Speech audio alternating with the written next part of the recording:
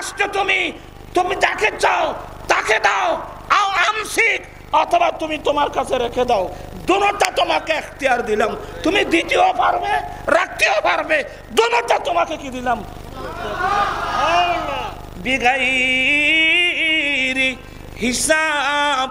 আর সুলাইমান, এই বিষয়ে তোমার কাছ থেকে কোনো হিসাব নেওয়া চলবে না, আমি কোনো হিসাব নেব না।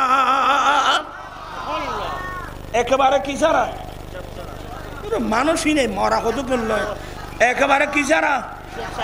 তুমি যাকে চাও টাকা দাও, যার থেকে নিতে চাও রেখে দাও, দেবা নেমা দুটোটা এখতিয়ার দিলাম বেগাইর হিসাব। এই বিষয়ে তোমার থেকে কোনো হিসাব নেওয়া চলবে না। যেই মাহফিলে অংশগ্রহণ করতে পারলে, কোরআন সুন্নাহর আলোচনা শুনলে মানুষের মৃত্যুকলব জীবিত হয়, অতীতের জীবনের গুনাহ মানুষের মাফ হয়ে যায়, এমন একটা জান্নাতি মাহফিলে যোগদান করার তৌফিক দিয়েছেন। সে রব্বুল আলামিনের দরবারে লাখ কোটি শুকরিয়া আদায় করছি। সবাই উচ্চস্বরে বলুন আলহামদুলিল্লাহ। আপনাদের শুকরিয়া আদায় করছি যারা মাহফিলে এসেছেন। গৌসিয়া কমিটির ভাইদের শুকরিয়া আদায় করছি। এ গুচ্ছ গ্রামের এলাকাবাসী এবং প্রবাসী যাদের আন্তরিকতায় অক্লান্ত পরিশ্রমের মাধ্যমে অত্যন্ত একটা সুন্দর মনোরম পরিবেশে এ মাহফিল আয়োজন করেছেন, জাতিকে একটা মাহফিল উপহার দিচ্ছেন, আমি তাদের শুকরিয়া আদায় করছি। স্টেজে তশরিফ ফরমা উলামা ইকরামদের শুকরিয়া আদায় করছি। রব্বুল আলামিন আমাদের আশা বসা সাহেব দাওয়াতের ইন্তজামকে কবুল করুক, সবাই বলুন আমিন। আসলে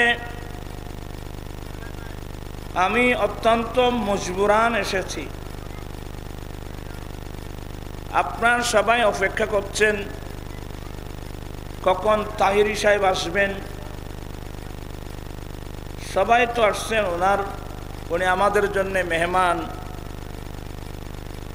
সবাই অপেক্ষা করছেন ওনার জন্যে। ইনশাল্লাহ আসবেন, ওনার বক্তব্য শুনবেন। মাঝখানে এই ছেলেদের অনুরোধে আমি আসতে বাধ্য হলাম। তবে আমার অনুরোধ থাকবে, এই এত বড় একটা মাহফিল সাজাতে ছেলেদের কতগুলো পরিশ্রম হলো, কত কষ্ট হলো, লক্ষ লক্ষ টাকা ব্যয় হয়েছে। আর এই অর্থগুলো মানুষের ধারে ধারে গিয়ে, মানুষের কাছাকাছি গিয়ে, অফিসে গিয়ে, আদালতে গিয়ে অনেক কষ্ট মেহনত করে ছেলেরা অর্থ হাসিল করা অনেক কষ্টের কাজ। এত বিরাট এই যে পরিশ্রম, এত বড় কষ্ট, উদ্দেশ্যটা কি?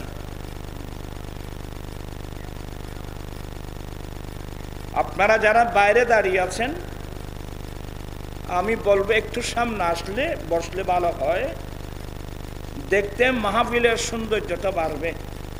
আমি বেশিক্ষণ দেরি করবো না, আপনারা ভয় পাওয়ার কিছু নেই। আপনারা সবাই সামনে এসে বসে, আর আপনারা এই যে এদের দূরে যে মাহফিল দেন, এগুলো আমি দেখতে পারি না। শুরুতে আমার সামনে থাকলে কথা বলতে আমার ভালো হয়, কাছে থাকলে।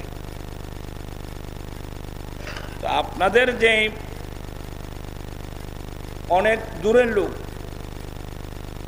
জামাত যারা আমার এ ধরনের দূরে বসলে তো বাড়ি থেকে তো ওয়াজ শুনতে পারত।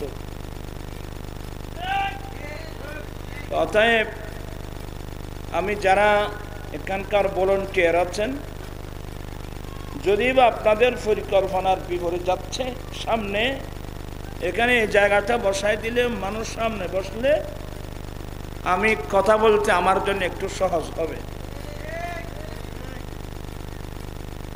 তো আমি দেরি করব না ইনশাল্লাহ। আমার ভাই একের পর এক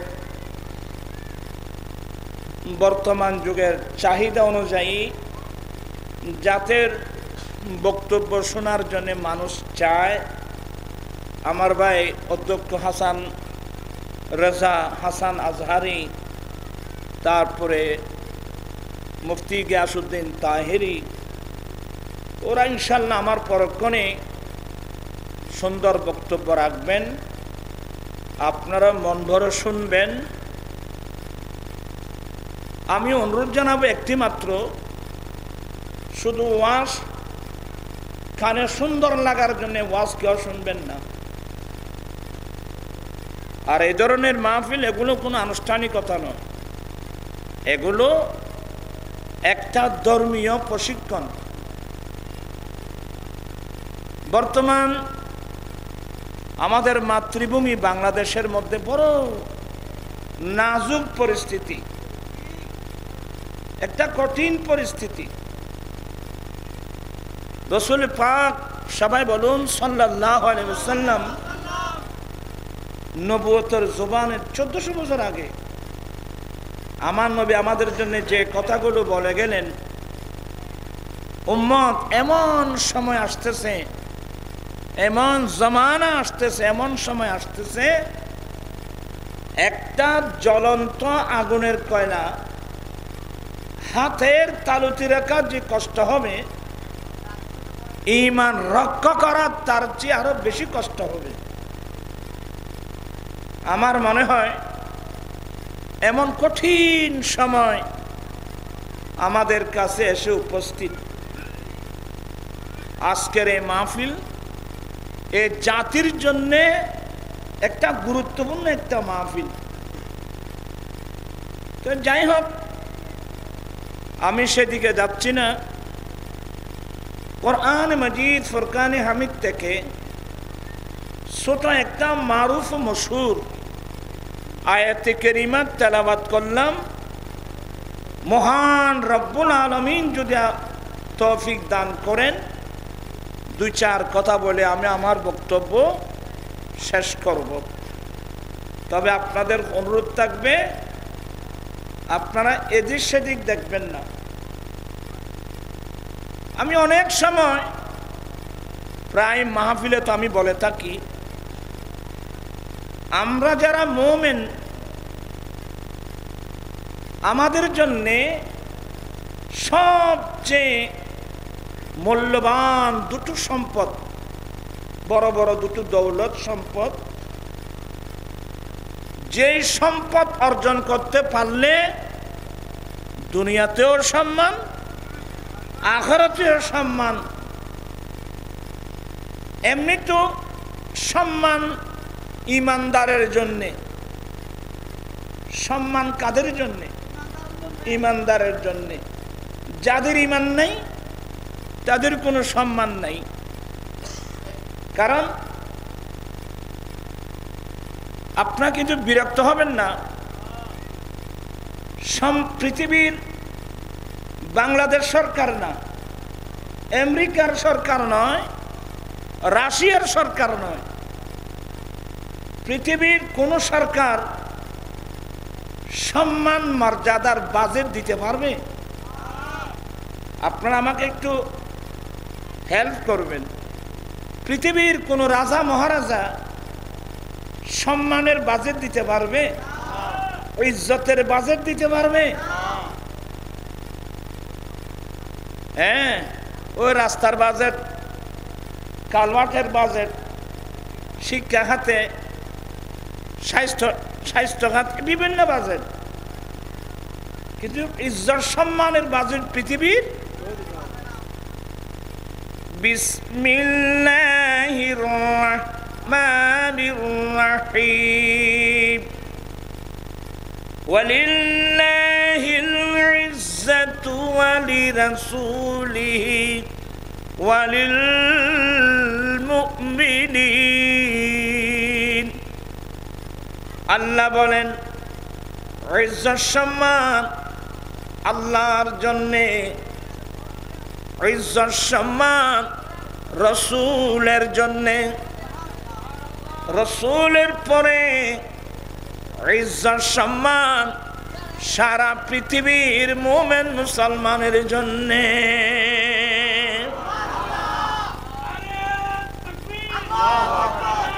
আমার জীবন মরণ সাজাব মাদানী রঙে, আমার জীবন মরণ মাদানী সেই রঙে রঙিন হলে আল্লাহ রসুল থাকবে আমার সঙ্গে। আমার জীবন মরণ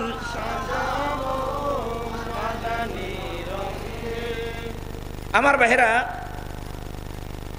বলছিলাম, আল্লাহ নিজে বলছেন ইজ্জত সম্মান আল্লাহর জন্যে, ইজ্জত সম্মান রসুলের জন্যে, আর রসুলের পরে ইজ্জত সম্মান মুমিনের জন্যে। আমার ভাইজান, আমার ভাইয়েরা, আপনি ইজ্জত চাইলে সম্মান চাইলে পাবেন না তো। কারণ পৃথিবীর কোন সরকার ইজ্জতের বাজেট দিতে পারবে না, বেইজ্জতির বাজেট দিতে পারবে না। ইজ্জত দেয় না বলা আল্লাহ, ওয়া তুইজ্জু মান তাশা ওয়া তুযিল্লু মান তাশা। আল্লাহ যাকে চায় তাকে সম্মানিত করে ইজ্জত দান করে, আর যাকে চায় তাকে বেইজ্জত করে। তাহলে ইজ্জতের বাজেট দেনে ওয়ালা কে? আর জোরে বলবেন না? ইজ্জতের বাজেট দেনে ওয়ালা কে? বেইজ্জতির বাজেট দেনে ওয়ালা কে? আল্লাহ। আল্লাহ নিজেই বলে দিলেন ইজ্জত সম্মান আল্লাহর জন্যে, ইজ্জত সম্মান রসুলের জন্যে, ইজ্জত সম্মান মুমিন বান্দাদের জন্যে। এবার শুনুন, বিসমিল্লাহির রাহমানির রাহিম। ওয়ালা তাহিনু ওয়ালা তাহজানু ওয়া আনতুমুল আলাউনা ইন কুনতুম মুমিনিন। আল্লাহ বলেন তোমরা চিন্তিত হবে না, দুঃখিত হবে না, চিন্তিত হবে না, তোমরা সবার উপরে থাকবে। কে বলছেন? আল্লাহ বলছেন তোমরা সবার উপরে থাকবে। গোটা বিশ্বে তোমাদের নেতৃত্বে চলবে, তোমাদের কর্তৃত্বে চলবে, তোমাদের নেতৃত্বে চলবে। তবে একটি মাত্র কন্ডিশন, সত্যি যদি তোমরা মুমিন হয়ে থাকো। প্রাণ পিসাই বেরা, মুসলমান বিশ্বে মুসলমানের কোনো অভাব নাই। প্রায় 150-200 কোটি মুসলমান। তো এতগুলো মুসলমান দিয়ে কি করব? আমার প্রশ্ন হলো মুমিন কয়জন? লা ইলাহা ইল্লাল্লাহ মুহাম্মদুর রাসূলুল্লাহ সাল্লাল্লাহু, এক কালমা পড়লে কি মুমিন হয়ে যায়? হ্যাঁ, ঈমান আনার জন্য কলমা পড়তে হয়। তবে শুধু মুখে কলমা পড়ার নাম কি না? ঈমান না। ঈমান কিসের নাম? আমার দয়াল নবী বলছেন নবুয়তের জবানে। আমরা তো এগুলো পড়ি না, আমরা আশেপাশে মানুষের বই পড়ি, শিখবো থেকে। সব পড়ুন, আমার মুখে মুখে পড়বেন। ভালো করে বসছেন, দুজানু হয়ে বসেন, নামাজের মতো করে বসেন। আমি বেশিক্ষণ থাকবো না, পড়ুন, আমার মুখে মুখে পড়তে পারবেন তো? আমি একটু ক্লাসের মতো করে কিছু কথা বলবো। রাসূলুল্লাহি সাল্লাল্লাহু আলাইহি ওয়াসাল্লাম লা ঈমানা লিমান লা মুহাব্বাতা লাহু। আল্লাহর নবী বলেন, যার অন্তরে মুহাব্বত নাই, যার অন্তরে আমি নবীর ভালোবাসা নাই, তার কাছে ঈমান নাই। তাহলে বুঝা গেল রাসূল পাক সাল্লাল্লাহু আলাইহি ওয়াসাল্লামের ভালোবাসার নাম ঈমান। আপনারা বোধহয় বিরক্ত হচ্ছেন, আমি সবাইকে দেখে খুঁজে বসায় দিচ্ছি, আমি চলে যাব, হুজুররা ওয়াজ করবে। পড়ুন, আসছেন যখন কিছু পড়ুন। কালা, মুহাব্বত নিয়ে পড়বেন, এগুলো আমার দয়াল নবীর হাদিস। অলস মন নিয়ে কেউ পড়বেন না। কালা রাসূলুল্লাহি সাল্লাল্লাহু আলাইহি ওয়াসাল্লাম আল ঈমানু বিদউন সাবউনা শুবা ফাফদালুহা কাউলু লা ইলাহা ইল্লাল্লাহু ওয়া আদনাহা ইমাতাতুল আযা আনিত তরিকি ওয়াল হায়াউ শুবাতুম মিনাল ঈমান। এগুলো বুখারী মুসলিমে পড়লেও পাবেন, মেশকাত পড়লেও পাবেন। হাফিজুল হাদিস ইমাম বাইহাকি তার বিখ্যাত কিতাব শুআবুল ঈমান নামক কিতাবে এই হাদিসগুলো নকল করছেন। আল্লাহর নবী বলেন, ঈমানের 70 থেকে 79 বিদউন শব্দ 3 থেকে 9 পর্যন্ত, 3 থেকে 9 পর্যন্ত বোঝানো হয়। আর সাবউন মানে 70, তো 70 আর 9 কত হবে? 79। কিন্তু মুসলিম শরীফের হাদিস, এখানে আলেম ওলামা যারা একটু মনোযোগ সহকারে এগুলো শুনবেন। মুসলিম শরীফের মধ্যে আছে 60 বিদউন 60 শুবা, কিন্তু মেশকাতের মধ্যে এটাকে মুত্তাফাকুন আলাই হাদিস বলছেন। মুত্তাফাকুন আলাই মানে যে হাদিসের পর ইমাম বুখারী ইমাম মুসলিম একমত, সনদান মতানান যে হাদিসের মধ্যে কি একমত। এখানে তো ইখতিলাফ হয়ে গেল। মুত্তাফাকুন আলাই হলো কিভাবে? এক riwayতের মধ্যে আছে 60 থেকে 69, অপর হাদিসের মধ্যে আছে 70 থেকে 79। তাহলে একমত হলো কিভাবে? আসলে হাদিস বুঝতে হবে যে এখানে সংখ্যা নির্ণয় করা উদ্দেশ্য না, এখানে উদ্দেশ্য হলো যে ঈমানের অনেক শাখা প্রশাখা আছে, এটা বোঝানো উদ্দেশ্য। আপনারা আমার দিকে আছেন? আল্লাহর নবী বলেন, হে আমার উম্মত, ঈমানের 60 থেকে 69 অথবা 70 থেকে 79 মুরাদ হলো ঈমানের অসংখ্য শাখা প্রশাখা আছে। এই ঈমানের প্রচুর পরিমাণ ঈমানের শাখা প্রশাখা আছে। ফাফদালুহা কাউলু লা ইলাহা ইল্লাল্লাহ।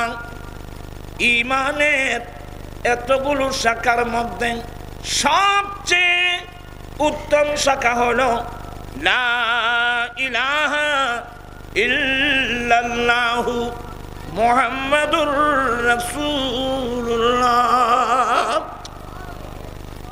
তো অনেকে বলবে, হুজুর এখানে কওলু লা ইলাহা ইল্লাল্লাহ আছে, মুহাম্মদুর রাসূলুল্লাহ তো এখানে নাই। এটা সংক্ষিপ্ত ইখতিসার বলা হয়, কিন্তু যেখানে কওলু লা ইলাহা ইল্লাল্লাহ আছে আপনাকে বুঝে নিতেই হবে ওখানে মুহাম্মদুর রাসূলুল্লাহ আছে, পড়তে হবে। কারণ কোন মানুষ যদি কিয়ামত পর্যন্ত লা ইলাহা ইল্লাল্লাহ লা ইলাহা ইল্লাল্লাহ লা ইলাহা ইল্লাল্লাহ পড়তে থাকে, একটিবারও যদি মুহাম্মদুর রাসূলুল্লাহ সাল্লাল্লাহু আলাইহি সাল্লাম না বলবে, সে মুমিন হবে না। তাহলে হাদিস বুঝতে হবে, এখানে কওলু লা ইলাহা ইল্লাল্লাহ মানে পূর্ণ কালমা পড়ুন, লা ইলাহা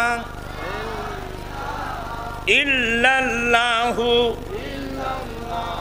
মুহাম্মাদুর রাসূলুল্লাহ।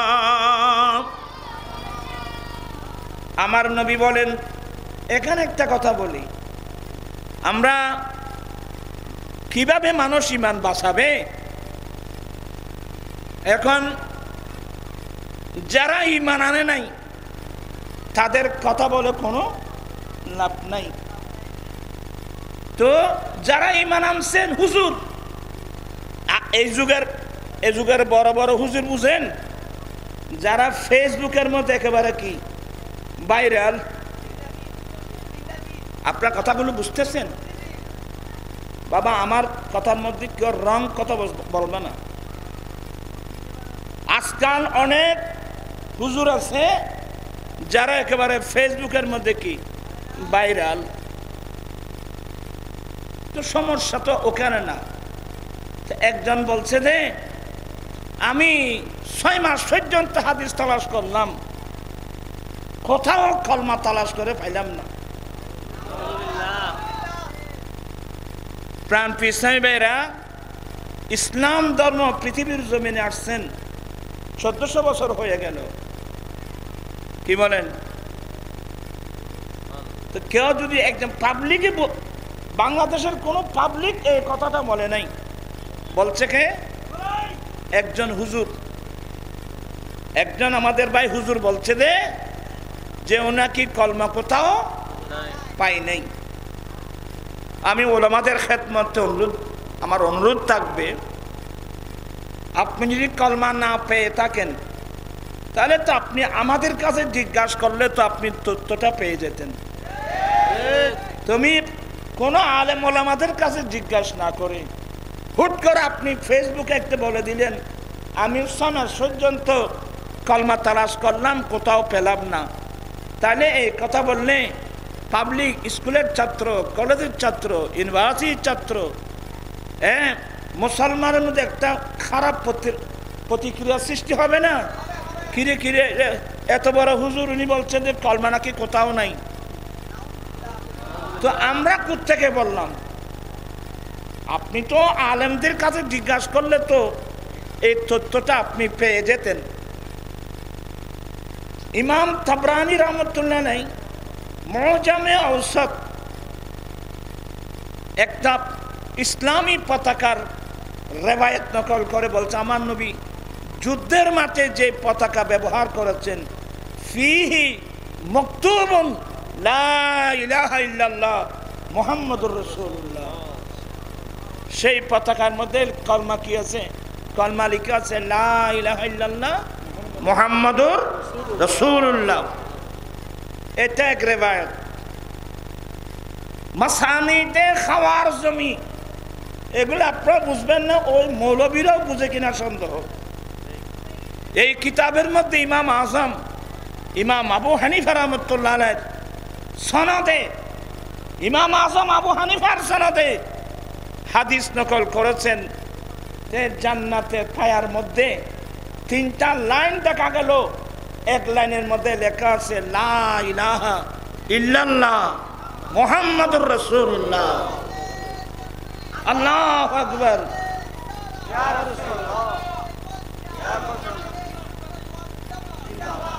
তাইলে কলমাটা আছে না? তো যে হুজুর হয়ে কলমা পান নাই, তার আমার মনে হয় তার নসিব অনেক খারাপ। আমাদের একটা চট্টগ্রামের ভাষা আছে না, জাল্লাই নাই। আমার নবী আসছেন, এখানে এলমের মেজমান চলতেছে। আপনি এতগুলো হাদিসের কিতাব পড়ে যদি আপনি বলেন আমি কলমা কোথাও পাই নাই, তা আমি বলবো যে আপনি কোন কিতাব দেখছেন আমি তো জানি না। আমার মনে হয় কিতাব দেখলে তো হবে না, কিতাব বুঝতেও তো হবে। তা আমরা পাইলাম কিভাবে? আমি এভাবে আপনি বলেন আমি অনেক হাদিস দিতে পারবো যেখানে স্পষ্ট লেখা আছে লা ইলাহা ইল্লাল্লাহ মুহাম্মাদুর রাসূলুল্লাহ। আমার ভাইয়েরা, শুধু এগুলো না, ইমাম বাইহাকি রিওয়ায়াত নকল করছেন হযরত সাইয়েদনা ওমর ফারুক রাদিয়াল্লাহু তাআলা আনহু থেকে, একটা দুইটা হাদিস না। আমার ভাইয়েরা, আদম আলাইহিস সালাম যখন ওই আল্লাহ আদম আলাইহিস সালাম এবং আমাদের আম্মি জান দুজনকে বলছেন, এ আদম তুমি তোমার ওয়াইফকে নিয়ে এই জান্নাতের মধ্যে থাকো। আনতা ওয়া যাওজুকাল জান্নাতা ওয়া কুলা মিনহুমা রাগাদা হাইসু শি'তুমা। আর কেন কই আব সামনেবাদী মূল অসরং শক্তি কমে গেছে। আদম তুমি তোমার ওয়াইফ সহ তোমরা দুজনেই জান্নাতের মধ্যে থাকো।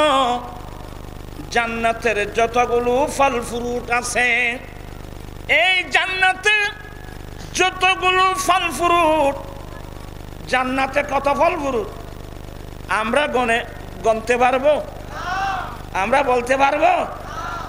আমার ভাইয়েরা, আমার আল্লাহ বলেন আদম তুমি তোমার স্ত্রীকে নিয়ে তোমরা জান্নাতে থাকো। জান্নাতের যে কোনো ফ্রুট তোমরা ফল ফ্রুট খাও। ওয়ালা তাকরাবা হাদিহি শাজারাতা, সাবধান তোমরা দুজনেই ওই গাছের পাশে যেও না। তোমরা দুজনে ওই গাছের পাশে যেও না। তো গাছের পাশে না যাওয়ার অর্থ হলো ওই গাছের ফল ভক্ষণ করো না। এগুলো আল্লাহর হিকমত। আদম আলাইহিস সালাম তো আল্লাহ বানিয়েছেন বেহেশতে রাখার জন্য নয়। আল্লাহ তো আদম আলাইহিস সালামকে বানিয়েছেন কোথাকার জন্যে? এগুলো বড় দুঃখ তাজি বাজে। আল্লাহ কি বলছিলেন? এ ফেরেশতা ইন্নী জাইলুন ফিল আরদি খলিফা। এ ফেরেশতা আমি জমিনের মধ্যে আমি আমার প্রতিনিধি বানাবো। আমি আমার প্রতিনিধি বানাতে যাচ্ছি। কোথায়?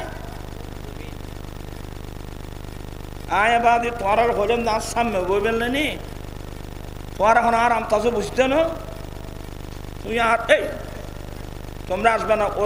ওরা যদি বলে তারপর তোমরা আমার সামনে আসি। আয় তুরের মক্কাগুলো কিনতে কিনা না দুঃখ। আল্লাহুম্মা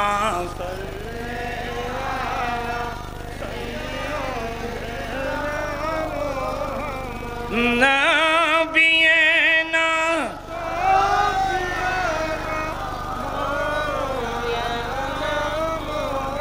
বাম জঙ্গলা বাক হরিণে চিনিল দয়াল নবীকে। হর মানব হয়ে চিনিলি নারী দুঃখ রইল মনেতে। আল্লাহ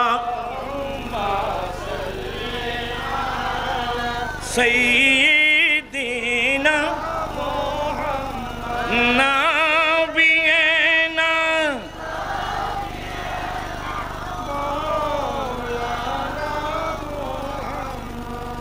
অনেক লম্বা ওয়াকিয়া। আদম আলাইহিস সালাম, হাওয়া আলাইহিস সালাম আমাদের আব্বা আম্মা আসলে আল্লাহ খলিফা বানানোর কথা কোথাকার জন্যে? জমিনের জন্যে। আদম আলাইহিস সালাম খলিফা আসমানের জন্য না জমিনের জন্যে? আল্লাহ রাখছেন কোথায়? আল্লাহ রাখছেন জান্নাতে, এবং বললেন জান্নাতের ফল ফুল যা ইচ্ছা খাও, এ গাছের পাশেও যেও না, এ গাছের পাশেও যেও না। এগুলো ওই আদম আলাইহিস সালাম ওই গাছের পাশে যাবে, ফল খাবে, এই সুবাদে আল্লাহ দুজনকে জান্নাত থেকে কোথায় পাঠিয়ে দেবে?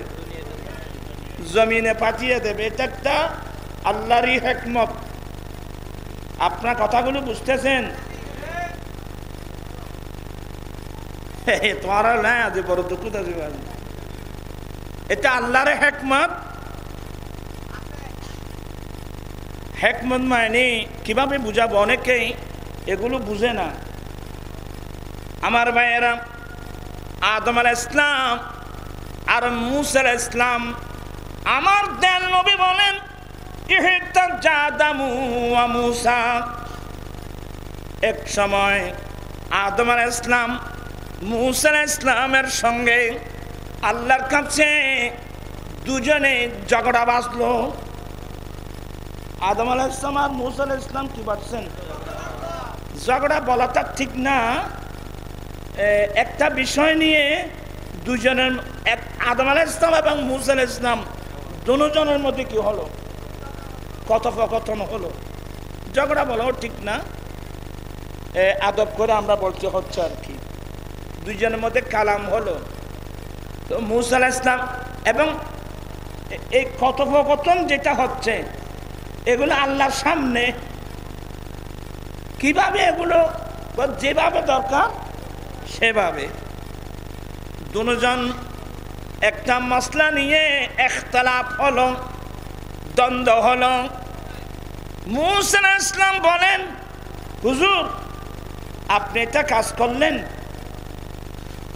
বলে কি হলো? বলে আমরা সবাই জান্নাতে ছিলাম, আমরা সবাই। পরে আমি কে খেয়াল নাই দেখছো আমরা কোথায় ছিলাম? আমরা সবাই জান্নাতে ছিলাম। কি মানে আমরা সবাই আপনার পৃষ্ঠের মধ্যে ছিলাম। তো আমরা সবাই কোথায় ছিলাম? জান্নাতে ছিলাম। এই আপনার কারণে, আপনি জান্নাত থেকে দুনিয়াতে এসে দেওয়ার কারণে আমরা জান্নাত থেকে এক জমিনে আসতে বাধ্য হলাম। আপনি এটা কি করলেন আব্বা? সুবহানাল্লাহ বলবেন না? বাপ ফুতুর ঝগড়া বুঝতে লাগলুনি। আমরা তো জান্নাতে ছিলাম, আমরাও ছিলাম তো। আর আনোয়ারা ফারত আসিলাম জানো, আমরা কোথায় ছিলাম? আমরা জান্নাতে ছিলাম, মানে বাবার পৃষ্ঠে। তো বাবা যেখানে, ছেলে মেয়েরাও। আদম আলাইহিস সালামকে আল্লাহ বানিয়েছেন কোথায়? ইতারে বেকুব মানুষ দুঃখ নাই কেন দুঃখ পেলেন? আল্লাহ আদম আলাইহিস সালামকে কোথায় বানিয়েছেন? আমাদের আম্মাকে কোথায় বানিয়েছিলেন? আমরা ওই মা বাবার ছেলে। এজন্য তো আমার নবীর দর্শন হলো উঁচু নিচু নাই বিদাবেদ, সব সমান বল প্রভেদ। উঁচু নিচু নাই বিদাবেদ, সব সমান বল প্রভেদ। আদম হাওয়া হতে पैदा, আদম হাওয়া হতে पैदा। এই শরণ রাখি একুন মধু বাণী নিয়ে এলো মরুর। আমরা এক মা বাবার সন্তান। আমাদের বাবার নাম আদম আলাইহিস সালাম, আমাদের আম্মি জানের নাম হাওয়া আলাইহিস সালাম। আমরা দুইজন জান্নাতি মা বাবার ছেলে। আমাদের বাড়ি কোথায়? হিন্না মাথা মানুষ এখানে। তো জান্নাতে যাওয়া লাগবে তো কেন কেন দেবে তো ভাই? হ্যাঁ হ্যাঁ, আমার রসুল যে রাস্তা দিয়েছেন, যে রাস্তার নাম সিরাতাল মুস্তাকিম, ওই রাস্তা ধরে গেলেই তো আমি জান্নাতে চলে যেতে পারবো।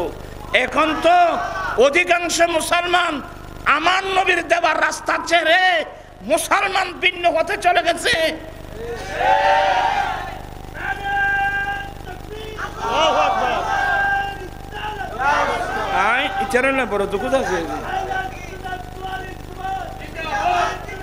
মুসা আলাইহিস সালাম বলেন, বাবা আমরা তো জান্নাতি ছিলাম, আপনি কেন জান্নাতে? এখানে আপনার কারণে আমাদেরকে এখানে চলে আসতে হলো। এটা একটা পয়েন্ট, তো একটা গুরুত্বপূর্ণ পয়েন্ট এটা। তা আদম আলাইহিস সালাম কি বলছেন, এই আপনি এটা কি শেখায়ত করলেন আমার বিরুদ্ধে? আমার উপর এত বড় একটা ইলজাম, জান্নাতে ছিলেন, জান্নাত থেকে আমার কারণে তোমাদেরকে দুনিয়াতে চলে আসতে হলো, এটা কত বড় ইয়ে। তুমি আল্লাহ আমাদেরকে বানানোর আগে, কত হাজার বছর আগে আল্লাহ আমাদের কি লেখছেন? তকদির। তকদির কি লেখছেন? আপনারা তকদির বুঝেন না বোধহয়। আল্লাহ আমাদের কি কি লেখছেন? আমি যে আমাদের জান্নাতের গুন্দুম খাবো, আল্লাহ এ কারণে আমাদেরকে জান্নাত থেকে কোথায় পাঠাবে? দুনিয়াতে পাঠাবে। আমরা আল্লাহর কাছে কান্নাকাটি করব, এগুলো তো তকদিরে লেখা আছে বাবা। এগুলো কি আছে? এগুলো তো তকদিরে লেখা আছে বাবা। আপনাদের বিরক্ত হচ্ছে? আমি একটা কাহিনী বলি আজকে। আল্লাহর নবী সুলাইমান ইসলামের দরবারে, কথা বলছেন না কেন? সুলাইমান ইসলামের দরবারে একটা ফাঁকি থাকতো, ফাঁকি। ওই ফাঁকির নাম হুদহুদ, ইংরেজিতে বলে হুপি। হুদহুদ ফাঁকি বুঝেন? এক। দ্বিতীয় নম্বর আরেকটা ফাঁকি হলো খাক। খাওয়ানো ছিল তোমার এই মানুষ, এই মরা মানুষ ওজন কিনলে আয় আদি কি বস বুঝছি মূল্য মেলে। একটা হলো হুদুদ পাখি, আর একটা হলো কাক। দুজনের ঝগড়া আল্লাহ নবীর দরওয়াজায়। আল্লামা জালালউদ্দিন রুমি রাহমাতুল্লাহ আলাইহি কথাগুলো মসনবী শরীফে কাব্য আকারে বর্ণনা করেছেন। আপনার সবার মনোযোগ আছে? ওই আদম আলাইহিস সালাম, মুসা আলাইহিস সালামের জবাবগুলো এখানে আছে। শুধু এগুলো না, আমাদের দেশে কিছু হুজুর আছে না, ওই হুজুর আর কি, এক হুজুর বক্তব্য রাখতেছে, নবী যদি গায়েব জানতো, নবী যদি গায়েব জানতো, উহুদের যুদ্ধে নবীর নিজের দান শহীদ হবে, এটা নবী জানলেন না কেন? আপনার ছেলেরা খুব মনোযোগ, আমি ঈমান আকায়েদের মসলা বলছি গভীরভাবে। তো বলছে যে নবী যদি গায়েব জানতো, অথবা আমার রাসূল গায়েব জানে না, এটা বোঝানোর জন্যে ওই হুজুর যে যুক্তি পেশ করলো, আমার ভাইরা রাসূল পাকের কাছে উদ্দেশ্য জ্ঞান থাকতো, তাহলে উহুদের মাঠে দান শহীদ হবে, এটা নবী জানলেন না কেন? নবী জানলে তো যেতেন না। কি মানে? তো ছেলে বলে ঠিক ঠিক ঠিক, উহুদের মাঠে নবীর দান শহীদ হবে, এটা নবী জানে না। এখানে অনেক স্কুল কলেজের ছাত্ররা আছে, এটা কি শুদ্ধ হয়েছে কথাগুলো? নবীর কাছে যদি গায়েবী আলম থাকতো, নবী যদি গায়েব জানতো, তো উহুদের মাঠে নবীর দান শহীদ হবে, এটা নবী জানলেন না কেন? তা আমি তাদের কাছে একটা প্রশ্ন রাখি, আপনারা যে বলছেন নবীর কাছে যদি গায়েবী আলম থাকতো, তাহলে নবীর উহুদের মাঠে দান শহীদ হবে, এটা নবী জানলেন না কেন? আপনারা যে একতাল দিলেন। আচ্ছা, নবী কার নির্দেশে চলে? আর জোরে বলেন না। আল্লাহর নবীরা কার নির্দেশে চলে? আমার প্রশ্ন হলো, আমার নবীর দান শহীদ হবে যুদ্ধের মাঠে, এটা আল্লাহ জানলেন না কেন?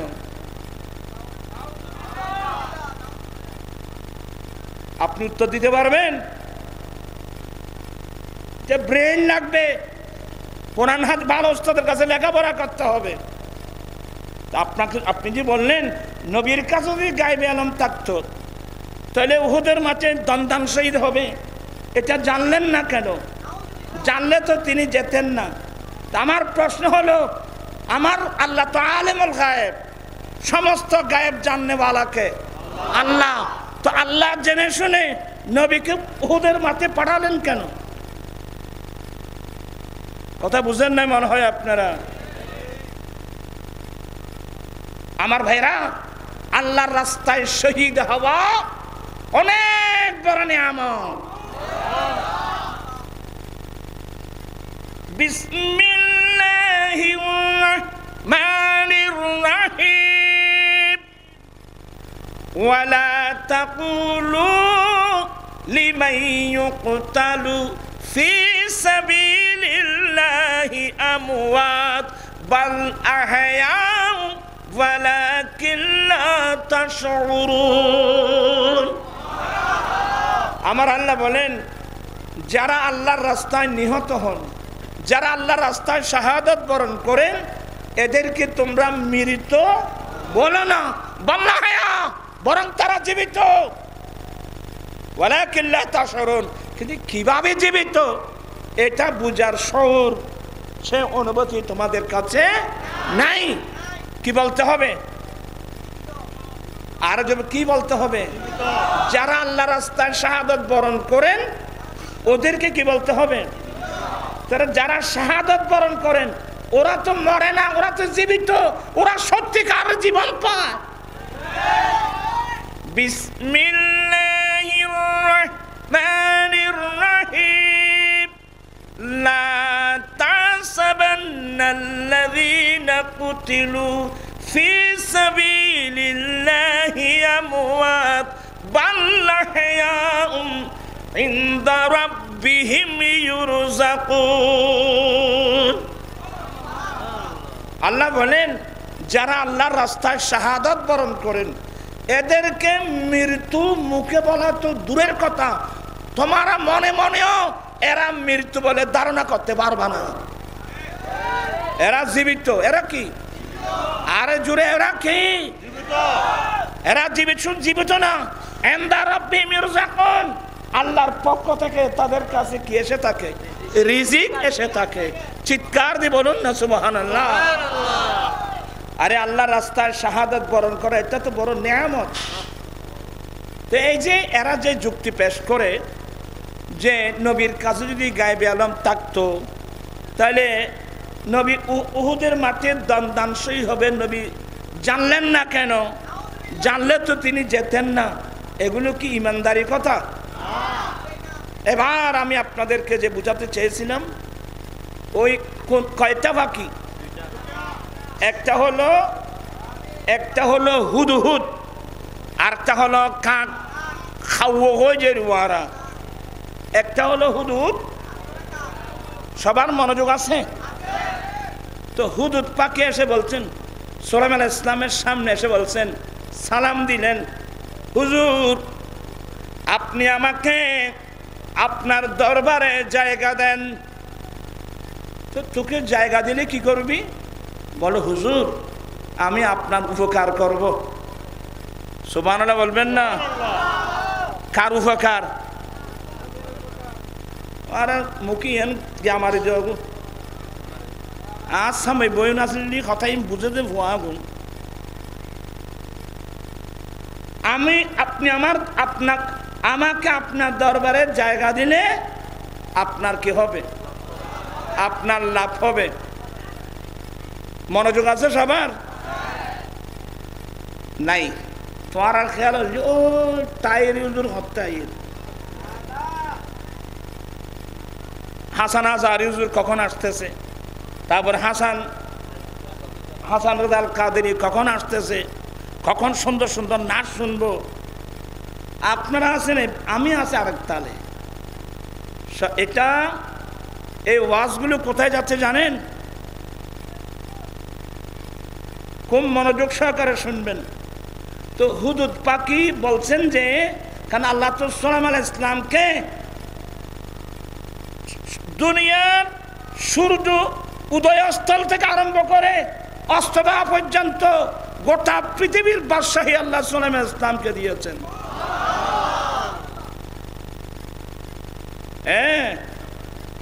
ওয়াহাবলি আবসাবনানি এটা আইন মরা কত গুণে বলছি। সুলাইমান আলাইহিস সালাম আল্লাহর কাছে দোয়া করলেন, রাব্বি গফিরলি। নাম্বার 1, আল্লাহ তুমি আমাকে ক্ষমা করে দাও। আল্লাহ আল্লাহ তুমি ইস্তিগফার অনেক বড় নিয়ামত।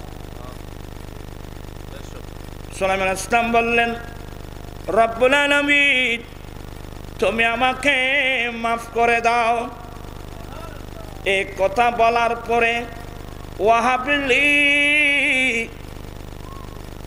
মুলকান ওয়াহাবলি মুলকান লা ইয়ামবাগি লিআহাদিম মিন বাদি। সুলাইমান আলাইহিস সালাম আল্লাহর কাছে দোয়া করলেন, রব্বুল আলামিন তুমি আমাকে ক্ষমা করে দাও। আল্লাহ আমি তোমার কাছে এমন রাজ্য চাচ্ছি, আমি তোমার কাছে এমন বাদশাহী চাচ্ছি। কার কাছে? আরো জোরে বলেন, কার কাছে? আল্লাহ আমি তোমার কাছে এমন বাদশাহী চাচ্ছি, আমি সুলাইমানের পরে অন্য কারো জন্য তা কি হবে না, সাজা আবার হবে না, অন্য কেউ পারবে না। এমন একটা বাদশাহী আল্লাহ আমি সুলাইমান তোমার কাছে চাচ্ছি। সুবহানাল্লাহ। আল্লাহ আমি তোমার কাছে ক্ষমা চাচ্ছি, আমি তোমার কাছে এমন একটা বাদশাহী চাচ্ছি, আমি সুলাইমানের পরে অন্য কারোর জন্য এটা কি হবে না, প্রযোজ্য হবে না। এমন একটা বাদশাহী আমি চাচ্ছি। কার কাছে? আর জুড়ে। এখন তো আমরা আল্লাহর কাছে চাই না, এখন বাদশাহী চাই। কেউ আমেরিকার কাছে আর কেউ চায় রাশিয়ার কাছে। হ্যাঁ, আমরা তো আল্লাহর কাছে যাচ্ছি না। কাকে দিয়ে আমেরিকাকে কনভিন্স করা যায়, আমরা এই সমস্ত তালবাহানার মধ্যে লিপ্ত। কাকে দিয়ে রাশিয়াকে কনভিন্স করা যায়, এসব তালবাহানার মধ্যে লিপ্ত। আমার ভাইজান, আমরা ইমামুল আম্বিয়ার উম্মত,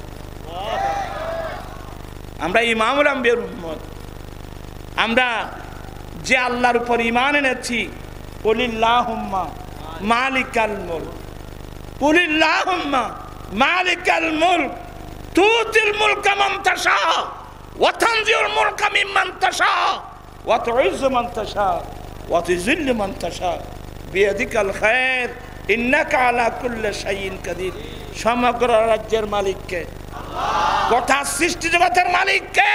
আল্লাহ। কিন্তু আল্লাহ যাকে চায়, এই মানুষই নাববেন না, আল্লাহ যাকে চায় তাকে সে বাদশাহী। সুলাইমান আলাইহিস সালাম আল্লাহর কাছে চেয়েছেন, আল্লাহ তুমি আমাকে ক্ষমা করে দাও, আল্লাহ তুমি আমাকে এমন বাদশাহী দান করো, আমি সুলাইমান আলাইহিস সালামের পরে এই বাদশাহী অন্য কারো জন্য যেন প্রযোজ্য না হয়, এমন একটা বাদশাহী দাও। এই কথা, এই ফরিয়াদ করার সাথে সাথে আল্লাহ সুলাইমান আলাইহিস সালামকে গোটা পৃথিবীর বাদশাহী দান করলো।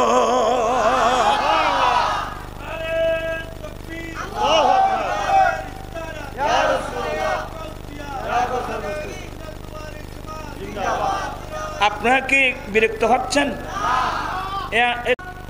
আমার নবী সুলাইমান আলাইহিস সালামকে সমস্ত বাতাস আছে না, বাতাস বাতাস, আমি বাতাসের নিয়ন্ত্রণ দিলাম আমার নবী সুলাইমান আলাইহিস সালামের হাতে।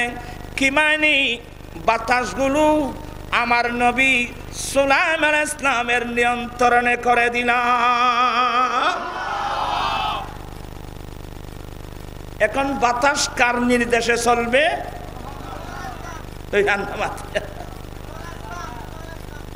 একবার নাকি ও মশা মাছি আছে না, এরা সুলাইমান আলাইহিস সালামকে মামলা দিয়েছে, হুজুর ফিরে হুজুর এই বাতাসের জন্য আমরা কোথাও থাকতে পারছি না, আপনি একটু বাতাসের বিচার করেন।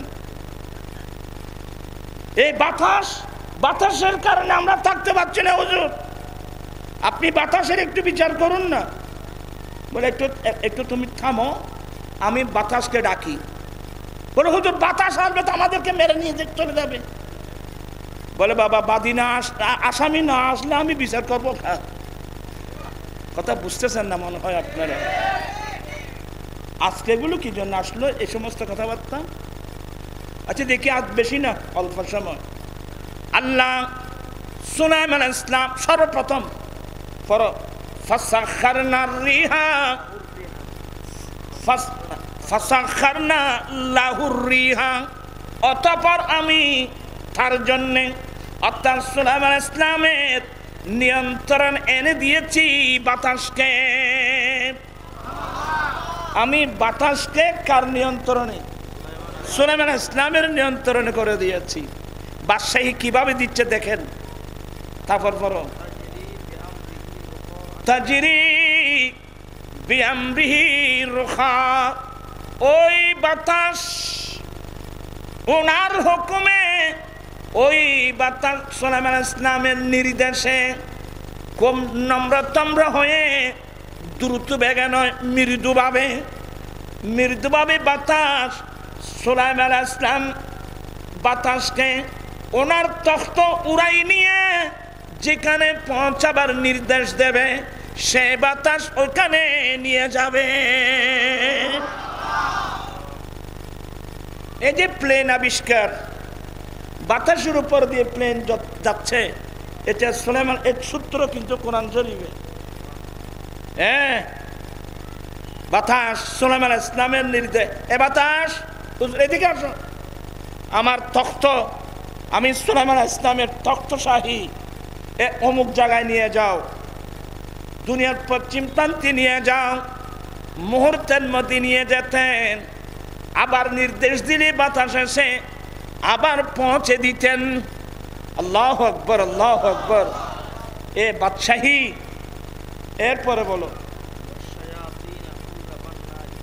ওয়াশায়াতিনা কুল্লা বান্নাইন ওয়া গাফফাস, এবং শয়তানদেরকে আল্লাহ শয়তানদেরকে সুলাইমান আলাইহিস সালামের নিয়ন্ত্রণে এনে দিয়েছেন।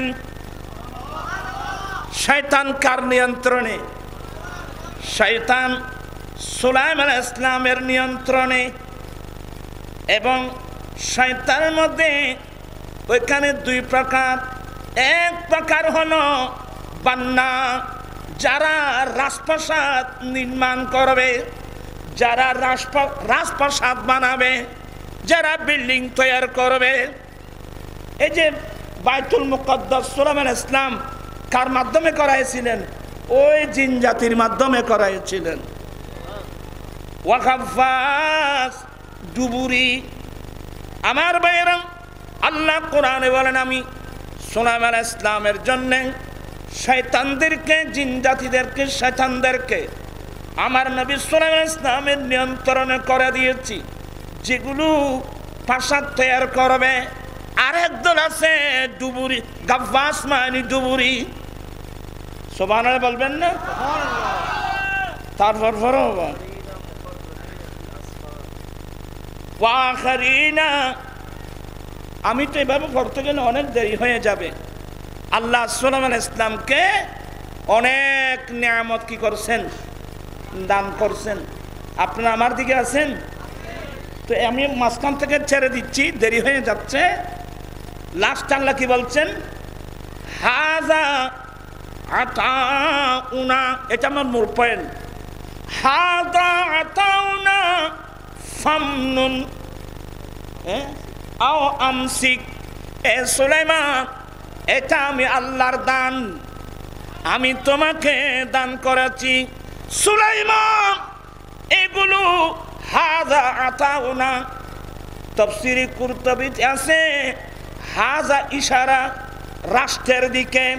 এই রাষ্ট্র আমি তোমাকে যে দান করেছি এটা আমার দান, আমি তোমাকে দান করেছি।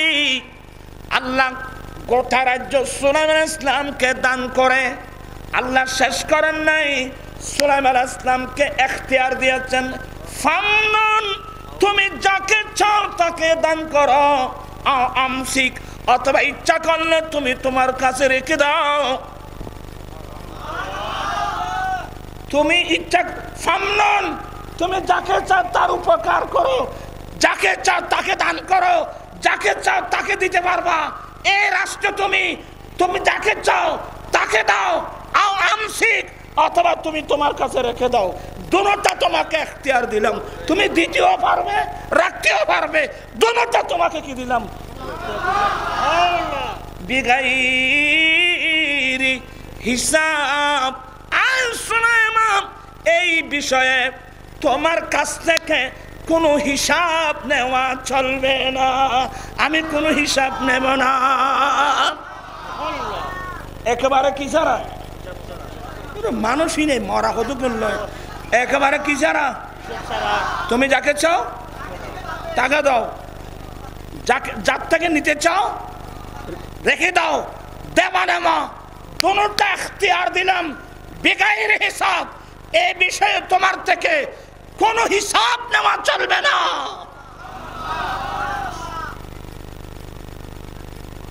আমার বাবারা, আর আমরা আমার দয়াল নবী ইনি তো বাদশা, এই জগতের বাদশা না, আমার নবী তো বাদশা আর বাদশা। নূরে মুহাম্মদ সাল্লাল্লাহু আলাইহি, তুমি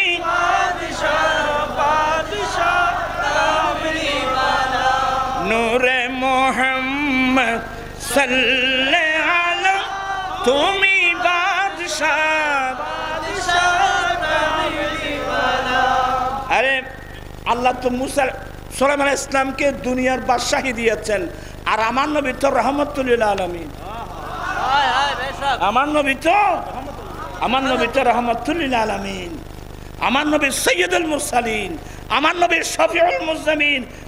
সুলাইমান আলাইহিস সালাম যত বড় বাদশা হোক, সুলাইমান আলাইহিস সালাম শুধু সুলাইমান আলাইহিস সালাম না, আদম আলাইহিস সালাম থেকে আরম্ভ করে ঈসা আলাইহিস সালাম পর্যন্ত সমস্ত আম্বিয়া কিরাম আমার নবীর পতাকার নিচে আশ্রয় নেওয়া ছাড়া বিকল্প কোনো পথ। আমি একটু আপনাদেরকে দূরে নিয়ে আসলাম আর কি। আমার মূল কথাই ছিলেন আল্লাহ সুলাইমান আলাইহিস সালামকে কি দিয়েছেন, কোথাকার বাদশাহী, গোটা দুনিয়ার বাদশাহী। ওনার বাদশাহী শুধু মানব জাতির উপর না, ওনার বাদশাহী জিন জাতির উপর। বা সুলাইমান দাদ মুলক সরওয়ারি, শুধু মাতিয়া খাতে মার দিও পারি সানাতুনিয়া।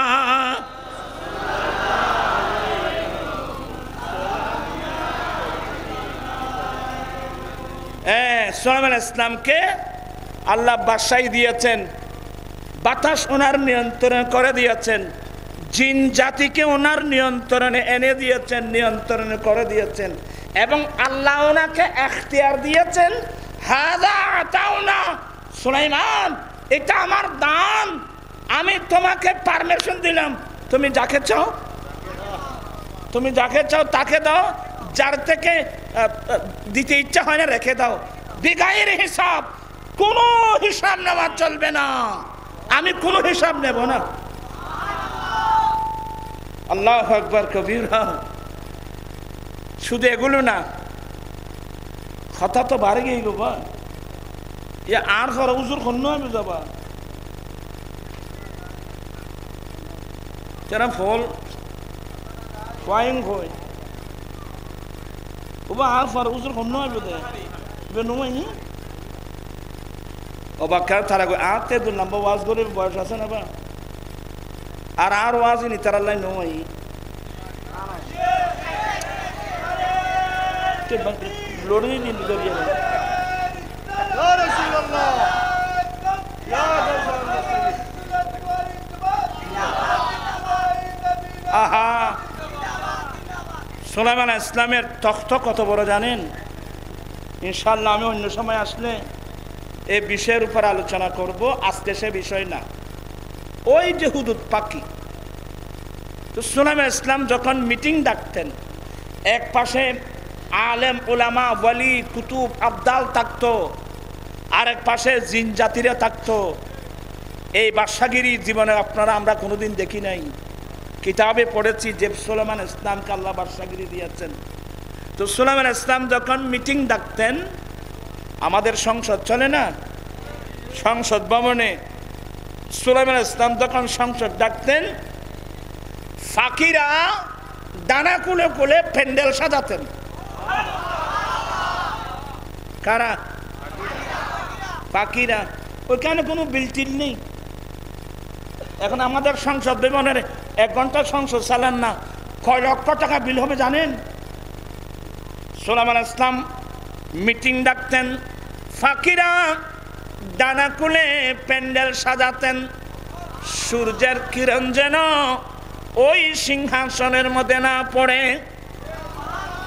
তো যেই ফাকিরা ওই ডানা কুলে কুলে প্যান্ডেল সাজাতেন, তাদের মধ্যে একটা ফাকির নাম হুদহুদ, ইংরেজিতে বলে হুপি।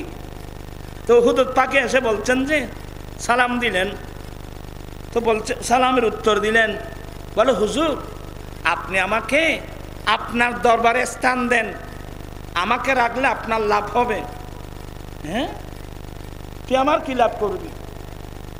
বলে হুজুর বড় মজার কথা, হুজুর আপনার মুজাহিদিন যারা দিন প্রতিষ্ঠার জন্য, আপনার মুজাহিদিন অনেক কঠিন জায়গায় যাবে, জিহাদ করে ইসলামের পতাকা উড্ডীন করার জন্যে।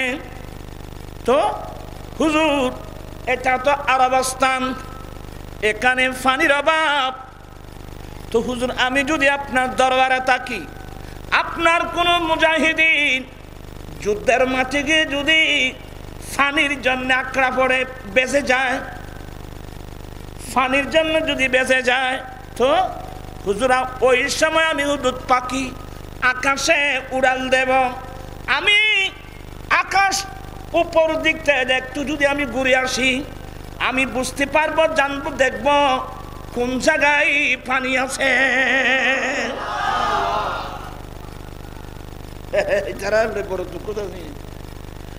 হুদুদ পাখি বলেন, হুজুর আমি হুদুদ পাখি একটু যখন ঘুরে আসব, উড়ে আসব, কোন জমিনে পানি আছে আমি চোখে দেখি। আবার তোরা রিং পর্যন্ত এত পর্যন্ত আয় না, তো মেজাজে মিকে মানুষ নেই। একখান হতা শুদ্ধ করে কন্য ভারত নিয়ে একখান হতা বাঞ্জ আসা নাইছি না, তুই এত ঘটে গিয়ে গেলি ইতেন আরো আসুন যারা মনে হয় ইন বয় যান কেমন মাঠে পানির জন্য যদি বেঁচে যায়, ওই সময় আমি থাকলে আকাশে উড়াল দিয়ে আসব। আমি আকাশ থেকে নিচের দিকে দৃষ্টি দিলে কোন জমিনে পানি আছে এটা আমি চোখে দেখি। আমি মুহূর্তের মধ্যে এসে আপনাকে পানির সন্ধান দেব। হুজুর অমুক জায়গায় পানি আছে, আপনি আপনার মুজাহিদিনদেরকে পাঠিয়ে দেন। এটা বিরাট উপকার না? সুলাইমান আলাইহিস সালাম বলে, বাপরে বাবা, মাশাআল্লাহ, আমার তোমার বেশি দরকার। আজ থেকে তুমি আমার দরবারে থাকবে, আমার দরবারে খাবে।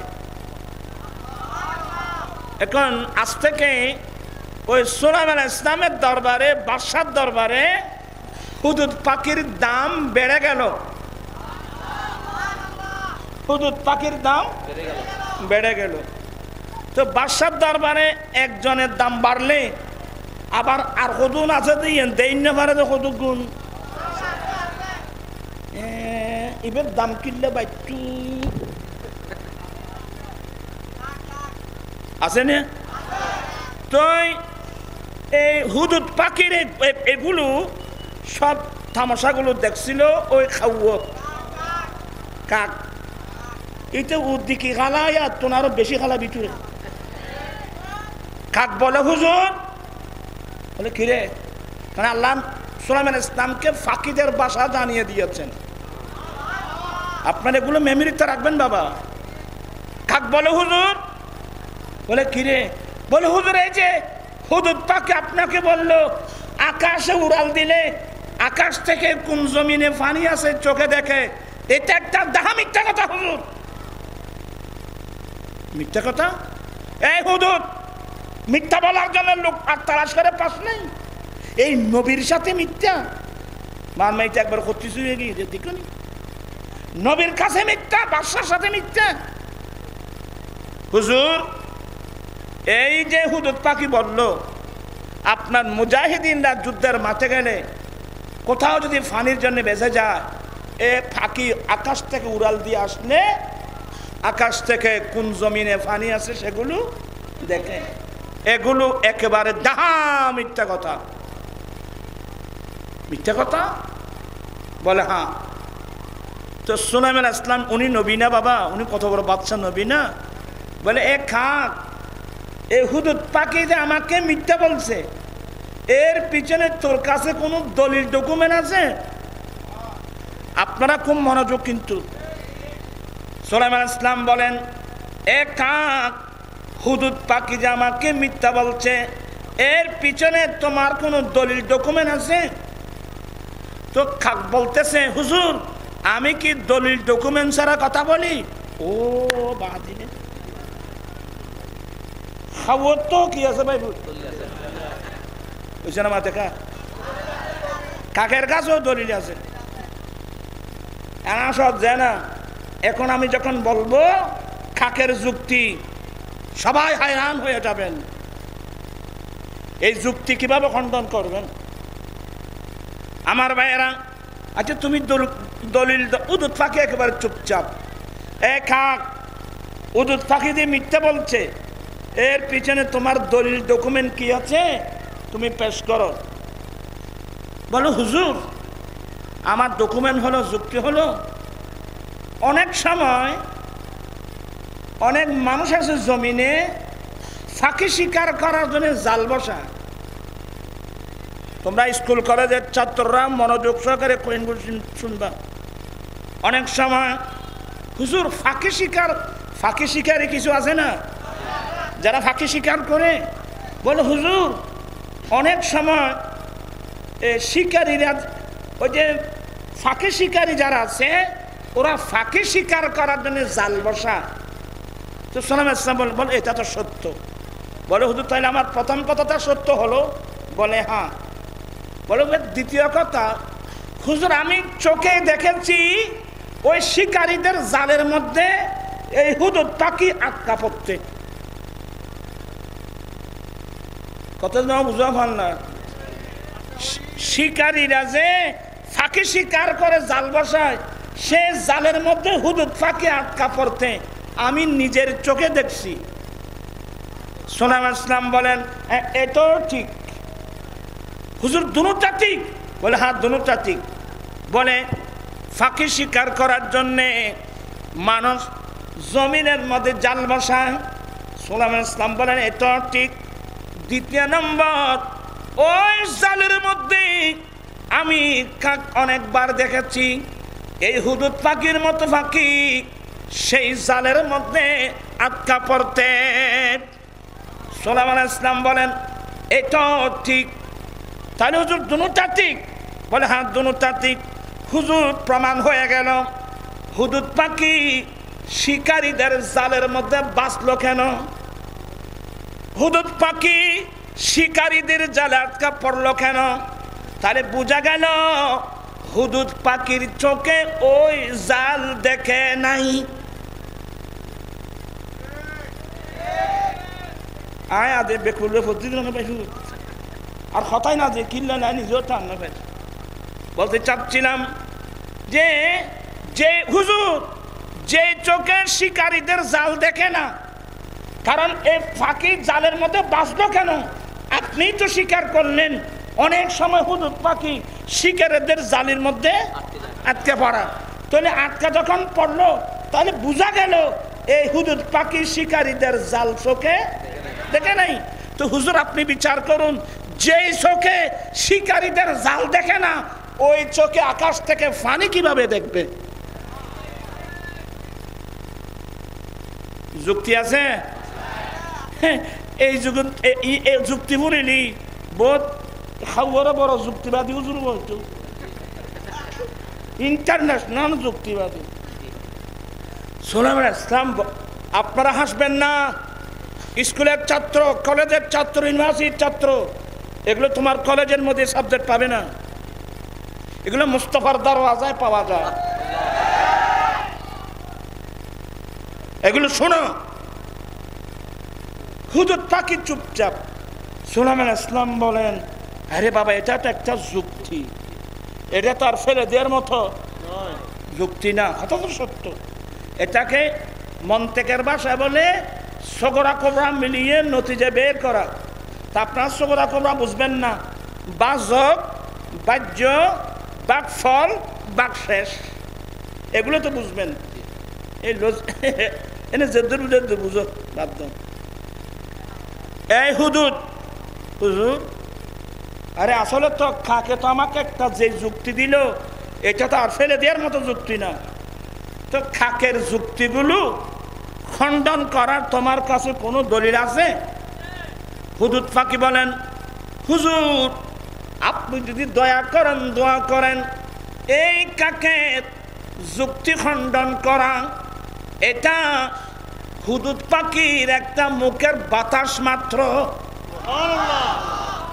ও আল্লাহ রে, এত বড় কঠিন যুক্তি খণ্ডন করা এটা কি হুদুদ পাখির মুখের বাতাস? কারণ হুদুদ পাখি মুমিন,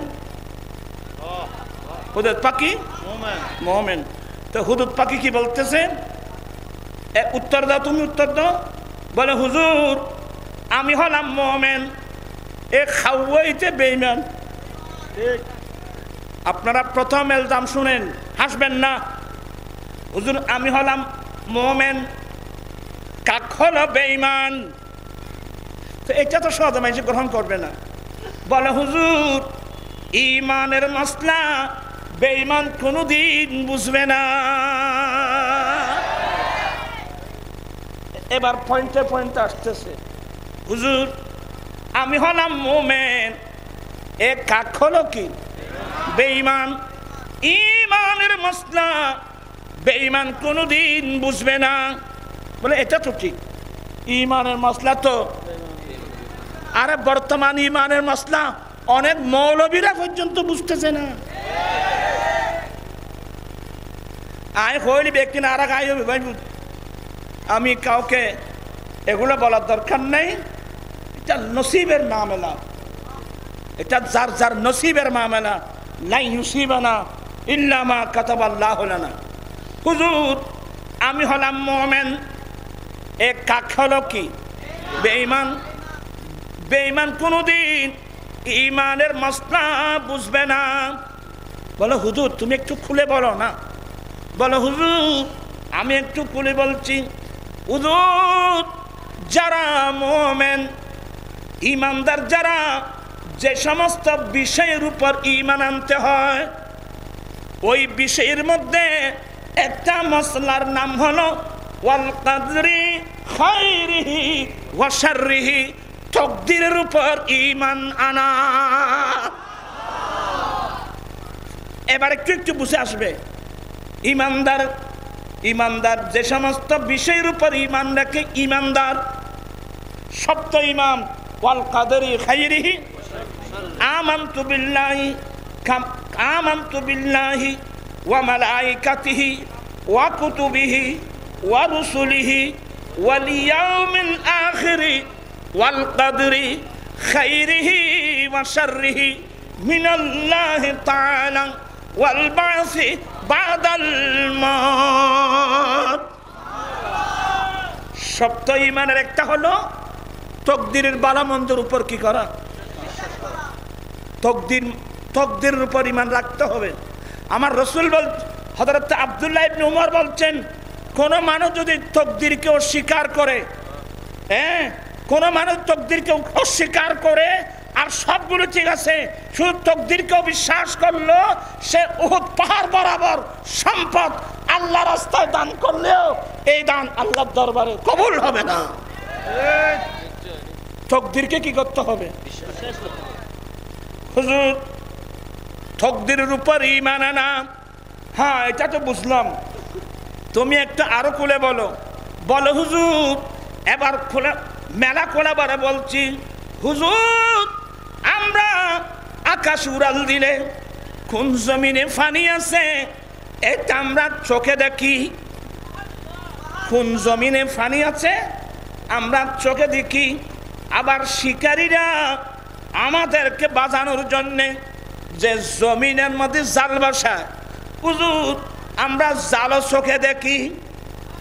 হুজুর আকাশ উড়াল দিলে আকাশ থেকে কোন জমিনে পানি আছে আমরা পানি যেভাবে দেখি, শিকারীরা ফাঁকি শিকার করার জন্যে যে জাল বসায় ওই জালও আমরা চোখে দেখি।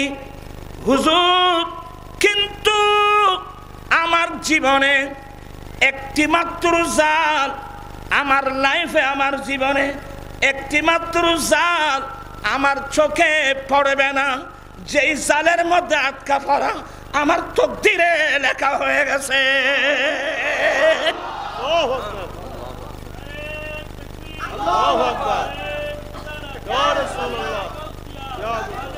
আমি আমার ওই যে হুজুররা যুক্তি কোথায়? হুজুরে খাখের যুক্তি কোথায়? ভাত খাতে সিদ্ধ নেই, খাখের যুক্তি আছে না? বাতাসের সাথে উড়ে গেল। হুজুর আমরা আকাশে উড়াল দিলে কোন জমিনে পানি আছে এটাও দেখি, এবং শিকারীদের জালও চোখে দেখি, তবে একটি জাল আমি দেখব না যে জালের মধ্যে আটকা পড়া আমার তকদিরের মধ্যে কি আছে লেখা আছে। মূসা আলাইহিস সালাম আদম আলাইহিস সালাম যখন বলে দিলেন, মূসা এটা তো আমার অনেক বছর আগে আমার তকদিরে কি হয়ে গেছে, লেখা হয়ে গেছে। আমার নবী বলেন এই মূসা আলাইহিস সালামের সাথে আদম আলাইহিস সালামের যে কি হলো তর্ক হলো, এখানে আদম আলাইহিস সালাম বিজয় হয়ে গেল। চিৎকার দিয়ে বলুন না সুবহানাল্লাহ। আল্লামা জালালউদ্দিন রুমি এই মসলাটাও আনছে যে আদম আলাইহিস সালাম যে গুনগুন কেন গেলেন এটাও আছে। আপনারা কি বিরক্ত হচ্ছেন? তাই এই হাদিসটা কেন আনলাম? আদম আলাইহিস সালাম যখন গুনগুন খেয়ে ফেললেন, দুনিয়াতে আল্লাহ পাঠিয়ে দিলেন। আল্লাহু আকবার। আল্লাহ আদম আলাইহিস সালামকে কোথায় পাঠালেন? আমাদের আম্মা হাওয়া আলাইহিস সালামকে কোথায়? আদম আলাইহিস সালামকে পাঠালেন শ্রীলঙ্কার পাহাড়ে। আমাদের আম্মি জান হাওয়া আলাইহিস সালামকে পাঠালেন জিদ্দার জমিনে। এখনো আম্মি জানের মাজার শরীফ জিদ্দা মকবরাতুল হাওয়ার মধ্যে ওনার নামে মকবরা ওখানে আছে। এখন শুরু হয়ে গেল কান্নাকাটি। আল্লাহ আল্লাহ। ফাতালাক্কা आदमु मिन रब्बिही कलिमात। फतलक्का आदमु, आदम अलैहिस्सलाम ने अपने रब की तरफ से चंदे दुआएं, चंदे कलिमात सीख लिए। आदम अलैहिस्सलाम আল্লাহর পক্ষ থেকে কয়েকটা দোয়া শিখে নিলেন। একটা দোয়া তো মারুফ মশহুর, রব্বানা যালামনা আনফুসানা ওয়া ইন লাম তাগফির লানা ওয়া তারহামনা লানাকুনান্না মিনাল খাসিরিন। এই দোয়া তো আছে। অপর দোয়া হলো আদম আলাইহিস সালাম একদিন অনেক কান্নাকাটির পরে দোয়া করলেন, আল্লাহুম্মা ইন্নী আসআলুকা বিহাক্কে মুহাম্মাদিন। আল্লাহ আমি আদম মুহাম্মদ সাল্লাল্লাহু আলাইহি ওয়াসাল্লামের উসিলা দিয়ে তোমার কাছে ভিক্ষা চাচ্ছি। তা আল্লাহ বলেন কাইফা আরিফতা মুহাম্মাদা। কিরে আদম, তুমি মুহাম্মদের পরিচয় কোথায় পেলে? তুমি মুহাম্মদের পরিচয় কোথায় পেলে? এক রিওয়ায়াতের মধ্যে আছে, আল্লাহ তুমি যখন তোমার কুদরতের হাতে আমি আদমকে বানিয়েছ আমার ভিতর, ওয়া নাফাখতা ফিয়ার রূহ, তুমি আমার ভিতর তোমার প্রিয় রূহ আমার ভিতর তুমি নিক্ষেপ করেছো, আমার ভিতর ঢুকাইয়ে দিয়েছো। আমার ভিতর যখন প্রাণ সঞ্চার হলো, আমি চোখ খুললাম, তখন আমি জান্নাতের মধ্যে ফারাইতু কাওয়াইমাল আরশ, আমি যখন উপরের দিকে দেখলাম, আমি আদম তোমার আরশের মধ্যে লেখা দেখতে পেলাম, লা ইলাহা ইল্লাল্লাহ মুহাম্মাদুর রাসূলুল্লাহ।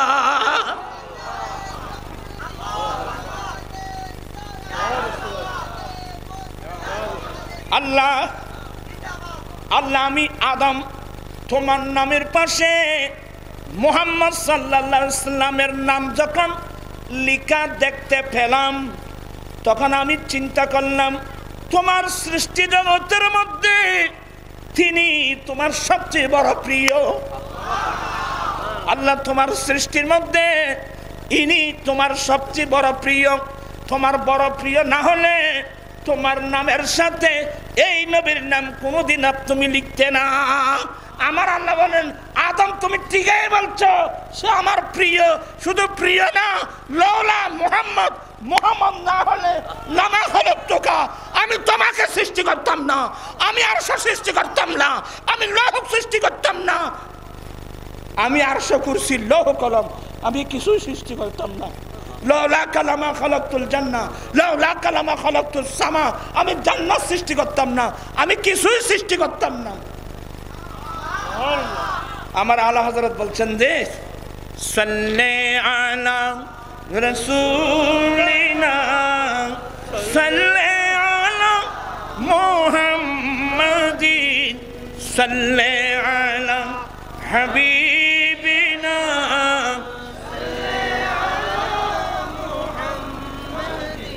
वो जन्नते तो कुछ न था, वो जो न हो तो कुछ न हो, जान है वो जहान की, जान है वो जहान की, जान है तू जहान है, सल्ले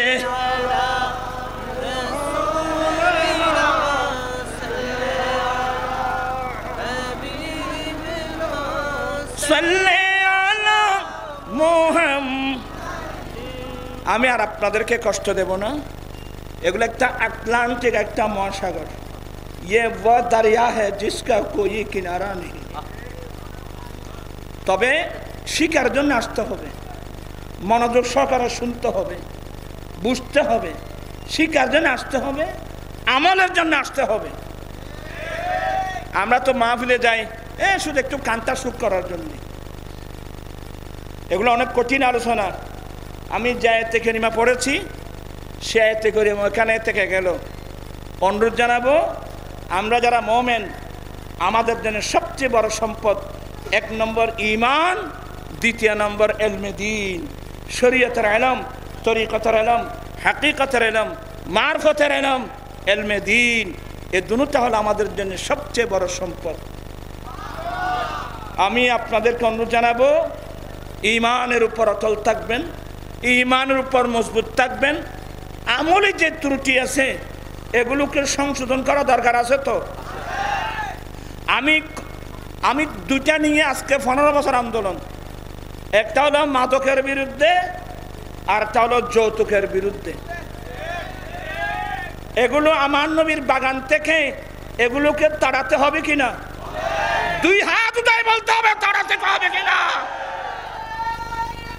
আল্লাহু আকবার।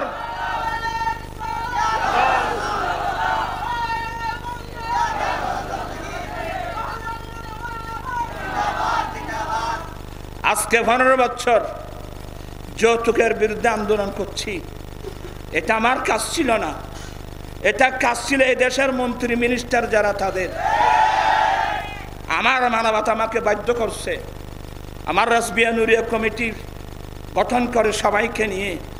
আমি একজন মোল্লা মানুষ, হ্যাঁ, লাকদিঘির পারে কতক্ষণ জমিতুল ফলায়, কতক্ষণ প্রেস ক্লাবে, কতক্ষণ ঢাকা প্রেস ক্লাবে, কতক্ষণ কুমিল্লায়, কতক্ষণ ব্রাহ্মণবাড়িয়া, কতক্ষণ সিলেটে, কত মন্ত্রী মিনিস্টারকে দাওয়াত দিয়ে আনলাম, প্রধান অতিথি করে আনলাম। কারণ আমি এই যৌতুক বন্ধের জন্যে যে দাবিগুলো আছে সরকারের কাছে, এগুলো তো সংসদে বলতে হবে। আমি তো সংসদ সদস্য না, আমি তো সংসদ সদস্য না, তাহলে আমি এই কথাগুলো কার মাধ্যমে পাঠাবো? এই জন্য সরকারের যে মন্ত্রী আছে, এমন মন্ত্রীকে দাওয়াত দিয়ে আনতে আমার কত কষ্ট হয়েছে জানেন? মানবতা নাই। লালদিঘির পরে জমিতুল ফলায় যাদেরকে প্রধানমন্ত্রী এনে বক্তব্য রাখলাম, দাবিগুলো দিলাম, বিশেষ করে 13টা দাবির মধ্যে এক দাবি, আমাদের দেশে গরিব মানুষের সংখ্যা বেশি। আমি দুবাই, আবুধাবি, মস্কট, কাতার, সৌদিয়া, বিভিন্ন আরব কান্ট্রি ঘুরে ঘুরে তথ্য নিয়েছি। আরব সরকার রাষ্ট্রীয়ভাবে ম্যারেজ প্ল্যান করেছে যাতে দরিদ্র আরবি ছেলে স্ত্রীর মোহরানাগুলো নগদ পেমেন্ট করে বিয়ে করতে পারে। এক একজনকে 1 লক্ষ থেকে 2 লক্ষ দিরহাম অনুদান দিয়ে থাকে। আমি যেহেতু যৌতুক বিরোধী যথেষ্ট আইন আছে বাংলাদেশে, এর জন্য আমি সরকারকে ধন্যবাদও দিয়েছি। তবে বলছি যে আমাদের দেশে যেহেতু গরিব মানুষের সংখ্যা বেশি, আপনি যৌতুকের বিরুদ্ধে কঠোর আইন পাশ করুন, ওরা জেলে যাবে, এরপরেও যৌতুক বন্ধ হবে না, তো কিভাবে হবে? এই জন্য আমি সরকারকে যে দাবি দিয়েছিলাম, আমাদের দেশেও রাষ্ট্রীয়ভাবে স্থায়ীভাবে বিবাহ তহবিল গঠন করা হোক, ম্যারেজ ফান্ড গঠন করা হোক। সেই সরকারি ম্যারেজ ফান্ড থেকে ওই গরিব ছেলেকে তার বিয়ের পূর্বে 5 বছর মেয়াদের জন্য বিনা সুদে 2 লক্ষ টাকার একটা ঋণ দেওয়ার ব্যবস্থা করা হোক। টুডে টুমরো, আজকে হোক কালকে হোক, একদিন বাংলাদেশের পার্লামেন্টে এই প্রস্তাব পাশ করতে হবে ইনশাআল্লাহ। এই যদি পাশ হয়, একজন গরিব ছেলে বিয়ের পূর্বে 5 বছর মেয়াদের জন্য সুদ ছাড়া 2 লাখ টাকা ঋণ পায়, সে যৌতুক ছাড়া নির্বিঘ্নে বিয়ে করতে পারবে। যেহেতু 5 বছর মেয়াদি, যেহেতু সুদ ছাড়া, সেহেতু 5 বছরের মধ্যে এই ঋণগুলো পরিশোধ করা সহজ হবে। ঠিক কিনা ভাইরা আমার? এইভাবে 13টা আমি দাবি দিয়েছি। এখন কাকে দেব? এখন অন্তর্বর্তীকালীন উপদেষ্টা মণ্ডলী যারা আছে, আমি তাদের দৃষ্টি আকর্ষণ করছি, আপনারা চাইলে এটা আপনি গবেষণা করুন। এই আন্দোলন, আমি একজন মোল্লা মানুষের আন্দোলন, আজকে 15 বছর 16 বছর, হ্যাঁ, এই অনুষ্ঠানের পারমিশন নিতে গিয়ে আমার ছেলেরা কত কষ্ট হয়েছে আমি বলার ভাষা আমার নাই। অনেক মন্ত্রী ছেলেরা দাওয়াত দিতে গেল আমার রাঞ্জুমারের, ওদের সাথে রাফিজ পর্যন্ত করেছে। যারা রাফিজ করেছ, আজকে তোমরা কোথায়? আমার মনের মধ্যে অনেক আঘাত আছে, মানুষকে বলি না আর কি। আমার এই আন্দোলন কি আমার জন্যে, আমার মেয়েকে বিবাহ দেওয়ার জন্যে? একটু মানবতাবোধ আমাদের আপনাদের মধ্যে নাই? বলে কাজটা আমাদের, উনি করতেছেন, একটু ওনাকে সহযোগিতা করি। আগামী 25 তারিখ করুক আর নাই করুক, আমি কাজ করে যাচ্ছি। এই গুচ্ছাগ্রাম তালাশ করেন না, হাজার হাজার গরিব করে মেয়েরা বড় হয়ে আছে, বিয়ে হচ্ছে না, কত মেয়ে স্বামীর ঘরে গিয়ে লাঞ্ছনা স্বীকার করছে। এতগুলো আন্দোলন কার জন্য করতেছেন? মানুষ এভাবে কষ্ট পায় কেন? মানুষ এভাবে কষ্ট পাচ্ছে কেন?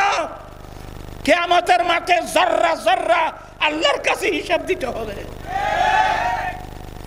ওই দিন দেখলাম ওই কোন ব্যাংকের চাকরি করে 600 কত জনের,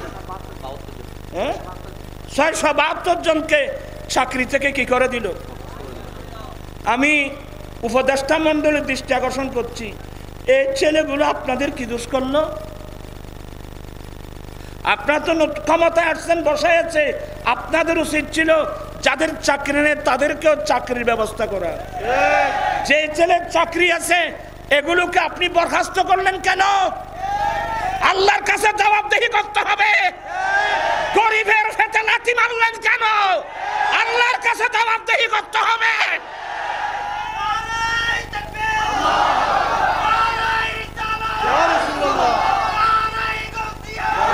আমি সেদিন দেখো বাবা, আমি সেদিন ফটিয়া সবজাফারা মাহফিলের ডাইরেক্ট বলছি, আমি বর্তমান অন্তর্বর্তীকালীন সরকারের যা উপদেষ্টা, আমি আপনাদের দৃষ্টি আকর্ষণ করছি, এগুলোকে একটু পুনর্বিবেচনা করা হোক।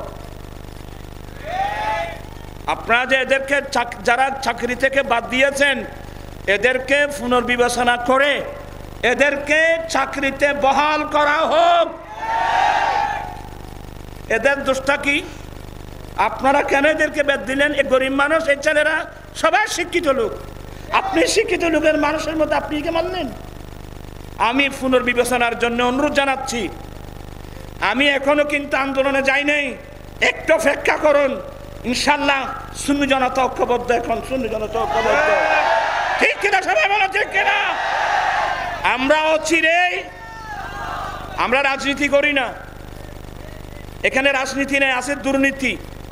দুর্নীতির নাম রাজনীতি নয়, রাজনীতির নাম দুর্নীতি নয়। আমরা আহলে সুন্নাত ওয়াল জামাত, এটা একটা অরাজনৈতিক, আহলে সুন্নাত ওয়াল জামাত অরাজনৈতিক দল। আপনারা যেভাবে কাজ শুরু করছেন, আমরা যা দেখতেছি বাংলাদেশে, একটু অপেক্ষা করুন, আমরা কমিটি একটু গুছিয়ে ইনশাল্লাহ আমরা আগামীতে কর্মসূচি ঘোষণা করব। রাজপথে আমরা ঢাকার শহরের মধ্যে সরওয়ার্দী উদ্যানে সুন্নি জনতার জামায়াত আমরা আহ্বান করব। সবাই যাবেন তো? সবাই যাবেন তো ইনশাল্লাহ? আপনারা সোচ্চার হন, এখন আর ঘরে বসে থাকার আর কোনো সময় নাই।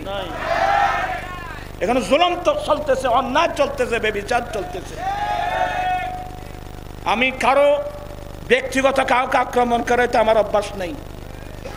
আমি পয়েন্ট ভিত্তিক কথা বলছি, আমার পয়েন্টগুলোর মধ্যে কারাপত্র থাকলে বলতে পারবেন। আমি আর কথা না বাড়িয়ে, আসলে অনেক কষ্ট দিয়ে ফেললাম আপনাদেরকে। আমি এতক্ষণ থাকার কথা ছিল না। আমার ভাই হাসান আজহারি সাহেব আসছে, একটা বসায় রাখছি, ইনশাল্লাহ উনি এক্ষুনি বক্তব্য রাখবেন। আপনারা যেভাবে এলোমেলোভাবে দাঁড়িয়ে আছেন, ওয়াজ যারা করবেন এরা এগুলো দেখলে ওয়াজ মুখ দিয়ে আসবে না। আপনারা সবাই সুশৃঙ্খলভাবে বসে গেলে ইনশাল্লাহ একজনের পর একজন, আপনারা এগোছে কমিটির ভাইদেরকে আমি আমার আঞ্জুমানের পক্ষ থেকে, আমি আহলে সুন্নাত ওয়াল জামাত বাংলাদেশের পক্ষ থেকে আমি তোমাদেরকে ধন্যবাদ জানাচ্ছি, মোবারকবাদ জানাচ্ছি।